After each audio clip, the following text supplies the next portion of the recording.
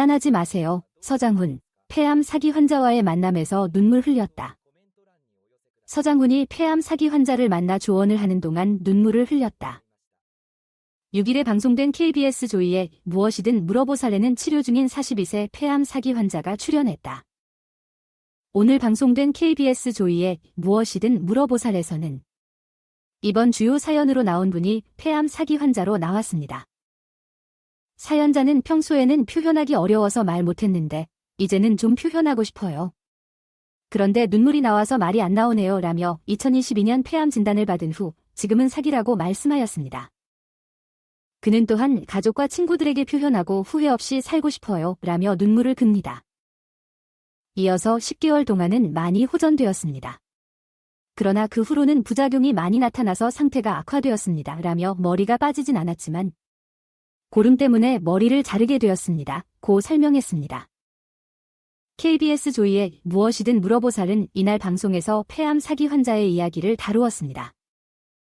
해당 사연자는 등이 근육통과 같이 아프다는 전조 증상을 느꼈다고 밝혔습니다. 병원에서도 근육통이라는 진단을 연이어 받았다고 설명했습니다. 5개월 정도가 지난 후 직접 CT 촬영을 요청했고 그 결과 사기라는 진단을 받았습니다. 라며 그의 이야기는 많은 이들을 안타깝게 만들었습니다. 또한 사연자는 결혼에 2자녀를 두고 있습니다. 그는 가족들이 자신들이 하고 싶은 일을 덜 하면서도 저를 돌보고 있다며 감사의 마음을 전했습니다.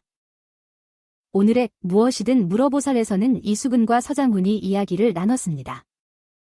이수근은 억지로 밝아져야 한다는 것은 이상한 일이라며 그럼에도 불구하고 자신감 있는 모습을 보여야 한다고 말했습니다.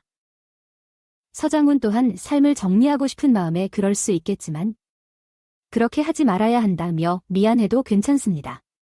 남겨진 가족은 그런 걸 신경 쓰지 않습니다. 라고 조언하며 결국 눈물을 보였습니다. 그는 지금은 이기적이어도 괜찮습니다. 내 병에만 최선을 다하고 그럴 수 있습니다. 이게 가족에게도 최선이라고 덧붙였습니다. 아래는 독자들의 반응이다. 서장훈 씨와 폐암 환자의 감동적인 이야기를 듣고 울컥했어요. 이런 따뜻한 이야기가 많이 나오면 좋겠어요. 김지연님께 네, 그 이야기는 정말 감동적이었습니다. 이런 따뜻한 이야기가 많이 나오면 우리 모두에게 큰 위로가 될 것 같아요. 평소에는 건강을 당연시하지만 이런 이야기를 들으니 건강의 소중함을 다시 한번 느꼈어요. 서장훈 씨의 조언도 마음에 와닿았습니다. 이승우님, 저도 그렇게 생각해요. 우리는 종종 건강을 당연시하지만 이런 이야기를 들으면서 건강의 소중함을 다시 깨달을 수 있었어요. 서장훈 씨의 조언은 정말 마음에 왔습니다. 이런 심각한 주제를 다루는 프로그램이라서 그런지 진중한 분위기가 느껴졌어요. 서장훈 씨의 따뜻한 말 한마디가 큰 위로가 되었을 것 같아요. 박지민님, 그렇죠. 이런 심각한 주제를 다루는 프로그램은 진지한 분위기가 필요하죠. 서장훈 씨의 따뜻한 말 한마디가 많은 사람들에게 큰 위로가 되었을 거예요. 함께 이야기를 듣고 공감하면서 우리 모두 서로를 더 따뜻하게 느낄 수 있어요.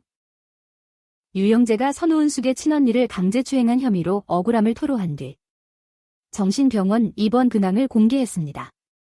그러나 그의 과거 행적에 대한 비판은 여전히 거세고 있습니다. 특히 혜은이와 노사연을 포함한 여러 여성에 대한 불필요한 신체 접촉이 담긴 영상이 다시 주목받고 있습니다. 유영재가 진행하는 가요쇼에 출연한 가수 노사연에 대한 신체 접촉이 포함된 이 영상은 온라인 커뮤니티를 중심으로 다시 확산되고 있습니다. 이에 대한 여론은 분노와 비판으로 넘쳐나고 있습니다.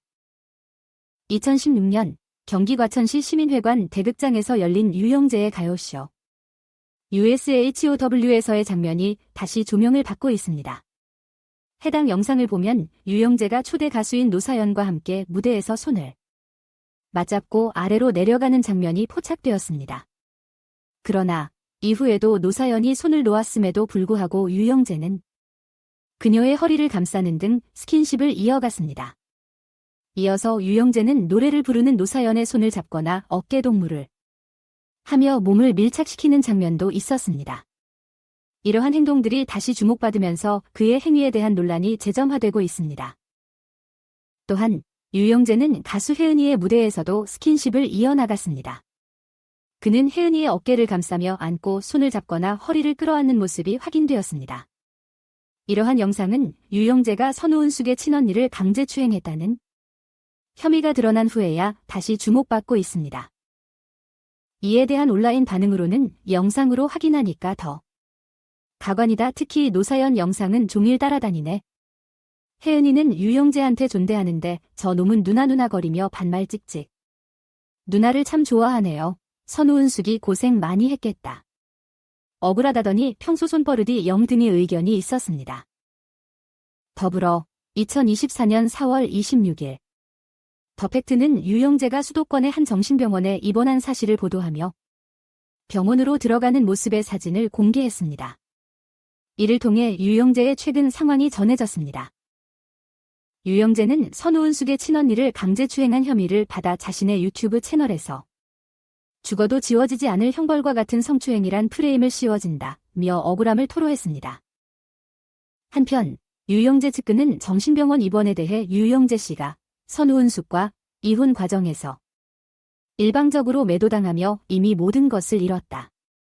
그 과정에 할 말은 많았지만 맞대응하면 서로에게 상처만 깊어진다는 생각에 꾹꾹 눌러 참고 말을 아낀 것으로 안다고 말했습니다. 또한 그런데 성추행 혐의로 고소하자 너무 억울하다며 이틀째 식음을 전폐하고 말문도 닫은 것 같다고 덧붙였습니다. 하지만 유영재가 과거 여성 출연진에게 불필요한 접촉을 하며 허리를 감싸거나 손을 잡는 등의 장면이 재조명되면서 많은 온라인 사용자들이 정신병원 근황 다 쇼였네라며 분노하고 있는 것으로 알려졌습니다. 이런 건 어쩔 수 없는 걸까요? 정신병원에 간다고 다 용서받는 건 아니잖아요. 유영재 씨는 그냥 책임을 질 준비를 해야 할 것 같아요. 맞아요. 정신병원에 가는 것만으로는 문제가 해결되지 않죠. 유영재 씨가 자신의 행동에 대해 책임을 지고 진실을 인정하는 과정이 필요한 것 같아요. 진짜 어이가 없네요. 노사연이나 혜은이에 대한 그의 행동은 명백한 성추행이었던 거죠. 그런데 그냥 정신병원에 가면 끝이라는 건 너무하지 않나요? 네, 정말로 그렇네요. 성추행은 결코 용서할 수 없는 행동입니다. 유영재 씨가 정신병원에 가는 것만으로 문제가 해결되는 게 아니라 진실을 인정하고 책임을 져야 합니다. 맞아요. 억울한 상황이지만 그것만으로 문제가 해결되는 건 아니에요. 유영재 씨가 진실을 인정하고 책임을 져야 할 때까지 계속해서 관심을 가져야 한다고 생각해요. 억울하다고 한다고 다 끝나는 건 아니에요. 유영재 씨가 진실을 인정하고 책임을 질 때까지 계속해서 관심을 두어야 한다고 생각해요. 정신병원에 갔다고 다 용서받는 건 아닙니다. 유영재 씨는 자신의 행동에 대해 진실을 인정하고 사과하고 책임을 지는 게 먼저인 거 아닐까요?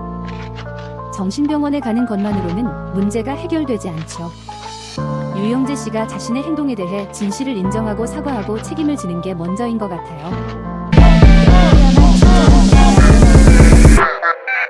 정신병원에 간다고 다 용서받는